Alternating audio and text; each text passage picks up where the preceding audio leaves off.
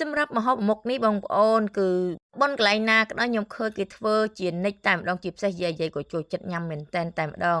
ជាម្ហូបធ្វើនៅហូបពេលព្រឹកគឺធ្វើចង្ហាន់លោកពេលព្រឹកហើយយាយៗក៏ចូលចិត្តញ៉ាំដែរសម្រាប់ម្ហូបមុខនេះនេះខ្ញុំជ្រើសរើសយកប្រហុកខ្ទិះចែកជូនបងប្អូនកំសាន្តណាគឺប្រហុកឆាខ្ទិះដែរគឺមានប្រហុករួចជាស្រេចហើយបន្ទាប់មកពងទាចំនួន50គ្រាប់ហើយសាច់ជ្រូកនេះពី3ជ្រុញបងប្អូនចេះតែកាប់តគ្នាទៅគឺកាប់ជួយគ្នាម្ដាយមួយជើងម្នាក់អញ្ចឹងគឺធ្វើគ្នាច្រើនអញ្ចឹងណាក្នុងកធុនដែលធំនេះគឺមានស្ករសប៊ីចេងគឺច្បល់ជាគ្រឿងនៅនឹងឲ្យស្រេចតែម្ដងសម្រាប់យកធ្វើប្រហុកគ្រឿងរបស់យើងថ្ងៃនេះមានគ្រឿងផ្សេងទៀតចាំខ្ញុំរៀបរាប់ជាក្រោយបងប្អូនណាគឺកូរឲ្យសព្វមកកន្លែងហ្នឹងមកគឺស្ករសប៊ីចេងយើងដាក់រួចជាហើយអសាប្រៃចាំថែមគ្រឿងតាមក្រោយទៀតណាបងប្អូនឥឡូវតបមកខ្ញុំនឹងក៏ថតកន្លែងនេះម្ដងគឺ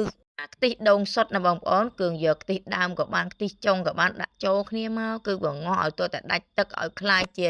ឡើងកកឲ្យឡើងខ្ទិះឡើងឈ្ងុយមកចាំយើងដាក់ម្ទេសឆ្អើយើងត្រាំយើងយកមកកលុកឲ្យម៉ត់បែបហ្នឹងមកប៉ុន្តែកន្លែងកលុកនេះខ្ញុំអត់បានថតបោះក្បាយទេបងប្អូនគ្រាន់តែខ្ញុំមករៀបវីប្រាប់បន្តមកក៏ដាក់លឹកក្រូចសើចយើងកញ្ច្រាំឲ្យម៉ត់មកយើងដាក់មកបដាមកឲ្យឈ្ងុយអញ្ចឹងណាឲ្យឈ្ងុយងប់ឲ្យពណ៌កលឡើងក្រហមហើយខ្ញុំចេះតែកូរម្ខាងដៃម្ខាងក៏ថតថ្ងៃហ្នឹងធ្វើកូនកបិតកូនកត្រៃគេតែម្ដងហើយជួយកូរទៅឲ្យចុងភៅក៏ដាក់ដួសដាក់អញ្ចឹងមកហើយក៏ថតតិចទេណាបើឥឡូវកុំឲ្យវីដេអូយើងវាយូរពេកអញ្ចឹងណាហើយក៏ចាក់ត្រឡប់កូរអាសាកូរក្រោមតិចកុំឲ្យវាខ្លោចបានអញ្ចឹងប្រហុករបស់យើងកន្លះខ្ទះត្នោតតែម្ដងបងប្អូនហើយមិនធម្មតាទេគឺមកពេទ្យត្រូវឡើងពេញនេះកម្មវិធីម្ដងនេះអាចតាក់ទងនឹងចុងភៅនេះបានស្អែកឡើងគឺមានប្តីរបស់គាត់ជាអ្នកបបរតែម្ដងថ្ងៃនេះធ្វើម្ហូបសម្រាប់ទុកពេលព្រឹកសម្រាប់ចង្ហាន់លោកសម្រាប់យាយហូបពេលព្រឹកណាបងប្អូនគឺគាត់ចូលចិត្តមែនតែនអញ្ចឹងក៏ធ្វើម្ហូបមុខនេះក៏យើងស្រួលដែរព្រឹកឡើងគឺយើងតែបន្លែប្លុកតិចតួចទេគឺរួចជាស្រេចសម្រាប់បានមួយមុខហើយនៅពី3មុខទៀតអញ្ចឹងធ្វើជាក្រោយអញ្ចឹងដូចជាឡម្ជូរពងត្រីជាដើមអញ្ចឹងហើយមើលនេះវិញបងអូនឥឡូវយើងក៏បានដាក់បំពងស្រាប់ថ្ងៃនេះបានបំពងខ្លួនឯងទេគឺយកខ្ទឹមពីផ្សារមកតែម្ដងគឺដាក់ខ្ទឹមបំពងបដាឲ្យឈ្ងុយឈ្ងប់មកហើយអ្នកកូរនោះចេះតែកូរទៅកូរវិតរហូតកុំដាច់ចំចោលដៃទុកយូរពេកទេវាបណ្ដាលឲ្យខ្លោចបានអញ្ចឹងណា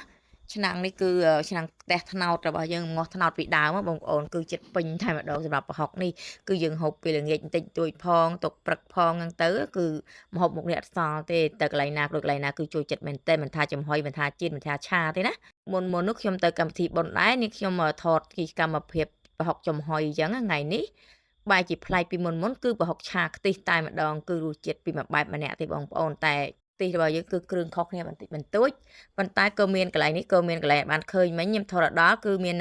ប្រភេទជាសាច់អំពិលទុំបងប្អូនណាគឺច្បាច់យកគ្រាប់ចេញយកតែសាច់មកជ្រោះយកតែសាច់មកក៏ដាក់ក្នុងនេះដែរដើម្បីឲ្យជូរអែមឆ្ងាញ់តែម្ដងបែរជាកលពណ៌ឡើងក្រហមបែបនេះគឺពណ៌កលប្រទេសឆ្អើររបស់យើងបងប្អូនណាអត់មានដាក់ប្លអីទេគឺកលធម្មជាតិទេបងប្អូន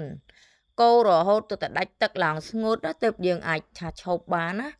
ទើបយើងទៅទុកព្រឹកទៅឡើងរឹងស្ដុកតែម្ដងបើយើងដាក់ថាសវិញបងប្អូនកាត់ជាដុំទៅឆ្ងាញ់ដូចត្រីប្រម៉ាអញ្ចឹងបងប្អូនណាឥឡូវចំណាំមុខចុងភៅរបស់យើងគឺនៅភូមិឆ្កែកូនណាបងប្អូនត្រូវការមានកម្មវិធីអីអាចរកគាត់បានណាទទួលមហូបបនការគ្រប់ប្រភេទតែម្ដងពិសេសប្តីរបស់គាត់គេអ្នកស្លតែម្ដង